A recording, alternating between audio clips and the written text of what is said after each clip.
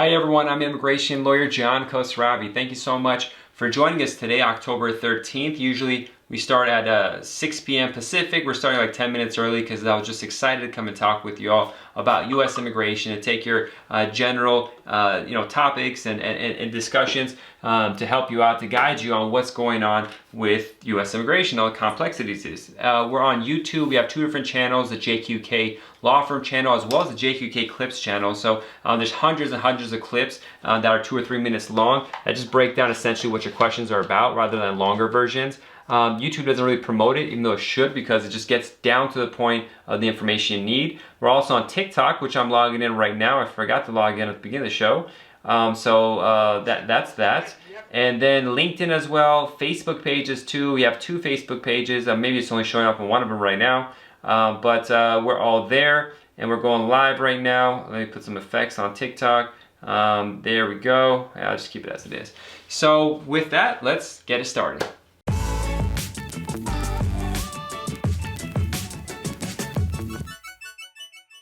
All right, so immigration world is still going a lot of madness. The delays at the embassies. Essentially, now I was looking at the statistics for the embassy backlog. Well, first of all, the Department of State changed it up and said that they're not going to use the term documentarily qualified or DQ anymore. They're going to use documentarily completed or DC. So if you have a case pending with the National Visa Center and it's done, that's going to call it from now on. But the cases that have been in consular processing for immigrant visas, for green cards, documentarily completed, it was like there's a backlog of like 550,000, but now it's like closer to 450,000, which seems like it got better. But they also have a statistics that shows like in the same month before the pandemic started, how much the backlog was. It was like 45,000 or 30,000, some ridiculous number. So pretty bad backlog. It's still pretty terrible. Some embassies are starting to open up. We have allegedly that the U.S. government's going to ease up and allow people to be able to come to the United States who had COVID vaccines. So that's going to bypass travel ban. Also, there was some successful lawsuit, particularly I think it was the Kingsley case, which further again by federal courts saying that if there is a travel ban, it doesn't mean that you can't have a visa issued. It just means you can't enter the United States. So, for example, if you're in Germany, which is subject to a COVID ban right now, the embassies have not been doing interviews. If you want to do a tourist visa interview, they wouldn't even see you. But the point is, they're saying like we should at least have an interview, at least have the visa approved, subject to a travel ban. So this would give the opportunity for the foreign person to, leave Germany, go to Turkey, go to Mexico, go to whatever country, wait 2 weeks, then to be able to use that same visa to enter the United States. So that's something that's really important to keep in mind. It's not much you can do about it, but it's an important development with regards to visa and consular processing. Can you tell me how we can find out like what cases the embassies are doing presently? The link you sent have up to July 2021. That's it. There's always a 2-month backlog, a 2 to 3 month backlog from the Department of State. The Department of State has statistics as to how many cases were processed of different kinds, and you can find that on the Department of State's website. On Google, you type in DOS visa stats, and it'll come. They're always 2 or 3 months behind, so we don't know exactly what's going on this month. But that's the best we have, unfortunately. We don't have much good information on what they're doing today because they could just stop. Or they could say we're going to process a certain kind of visa today, not the other. A lot of this kind of weird stuff popping up. So be prepared for that. But thank you for the question. Good to see you tonight, Super C. James S. says, I'm a U.S. citizen. I want a petition for my spouse. How long does it take? Well, it's not easy to answer these questions about timelines. If you're in the U.S., it could be 6 months to 2 years. If you're outside, it could be 2 or 3 years right now. It could be much faster. It could be much longer. It's not possible to ask the how long it takes question and be able to honestly answer it. Anish asks, good evening. What is the difference between I-130 and I-824? I got my EB green card approved. Which form should I apply to bring my spouse? How long does it take? Well, okay, so let's wait a minute. I-130 is a petition that says, I'm a U.S. person, either a green card holder or a U.S. citizen, and I want my spouse to come. If you're already married though, and you got your green card probably in the United States, I'm guessing, that's what it would make sense if your reference guy 24. Once your case is approved in the United States, you have to request that the case file then be sent to the U.S. Embassy abroad and use Form I-824 to do that. How long does it take? I-824 is going to be here from 2 months to a year, it's just not a reliable process. Sometimes they forget about you. So when you ask how long it takes, just like the previous question that was asked by the other person, there's no honest answers for this stuff because it's such an inconsistent system. It takes long enough where, you know, maybe just doing I-130, actually if you have a green card, doing I-130 is going to take forever. You just got to file the I-824 to request that to be sent. You should have submitted it already before your case was approved. That would have been the appropriate thing to do. A lot of lawyers are not familiar with Form I-824 because it's not used too much. I've only done it a couple times, but I've dealt with a lot of lawyers who mistakenly didn't know how to use it. I've seen that happen a lot. But you should have filed it right when you filed your I-485 a long time ago. And so once your I-485 was approved, the green card, they would have sent the case overseas. So you might as well just do it now and have it move there and get your spouse here. But you really should talk with an attorney in private. You shouldn't go down these routes dealing with I-824s alone. It just gets too crazy. But thank you for your question. Gurpreet asks, can you expedite work permits if you file adjustment of status together marriage-based? You could always request the work permit expedite. Now, whether they're going to approve it or not, that's up to USCIS and the facts of your case. What is the reason that you need to expedite your work permit, and if they're cool with it. So, you know, that's it. But thank you for that question. Ronald asks, my wife's case has been approved at USCIS and was sent to the National Visa Center. Will they send her all her documents to the U.S. Embassy in Manila when she gets interviewed? Well, I mean, they'll send the copy of the file that you sent to them, but you shouldn't have sent any original documents. This is really important that people know. You're not supposed to send any original documents to USCIS unless they specifically ask for it. So that's a major issue. But if they transfer the case there, you're going to have to upload documents to the National Visa Center, copies of them, and bring the originals to the embassy interview that happens in the future. I don't know when it's going to happen, but if you submitted originals with the paperwork, they may have gone lost, they may have been discarded, so it's best to get new ones, you know, marriage certificate, birth certificates, you have any, get them because you may not be able to get them again. Shub asks, is government doing anything to fast the USCIS process? Is government doing anything to speed up the process of USCIS? No, not at all actually. There was a report by the Government Accountability Office that showed they're not doing anything, everything's a mess. Management, long-term employee retention, everything is just horrible. So don't expect any improvement. Now USCIS isn't necessarily going as slow as consular. In Los Angeles, I'm getting marriage adjustment cases done in 4 or 5, 6 months. Not always, but the majority of them. So that's fast. But when it comes to the I-751, I get some done in 5 months, I get some done in 2 years. So it's just really inconsistent. I can't say it's any slower than it used to be, frankly, but there's no indication that's going to get any faster. But the big problem right now is with consular people overseas. BB asks, I applied for my citizenship and I'm still waiting for my last interview for green card for 10 years. Does it mean that I'm going to get citizenship before green card is possible?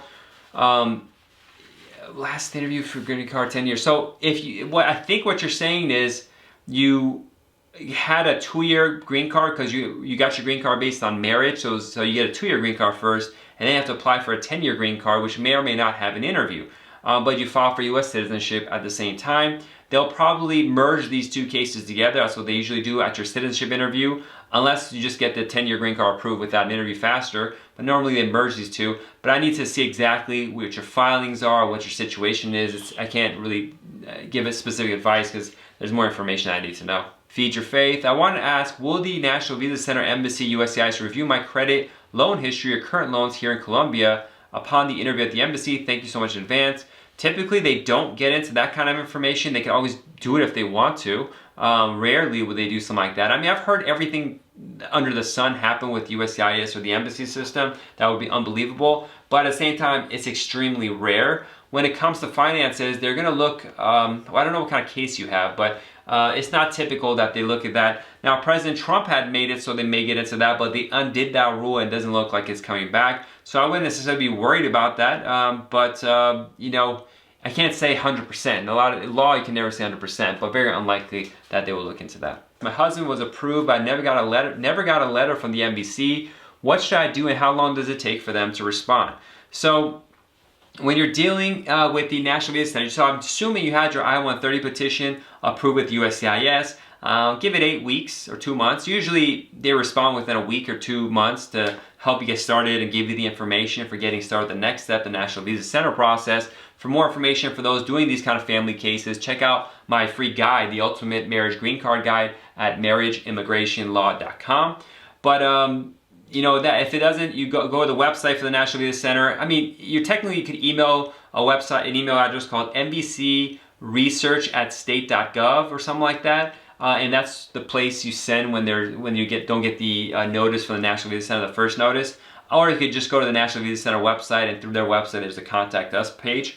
But yeah, if it's taking more 8 weeks, you should definitely do that if that's what's happening. Tony asks, can I expedite an I-824? It's been over 13 months. My young daughter is 7 years old, is in EIP program for depression and speech. Would that help our case? Yeah, you can always make an expedite request. Why not? Just give it a shot. An earlier person had asked about the I-824, how long it takes. Look at what a disaster is. 13 months being separated from your family, your child. What a disaster. The I-824 is just a horrible form. You really want to avoid having to use the I-824 if possible, because it's just devastating, the kind of delay that it has.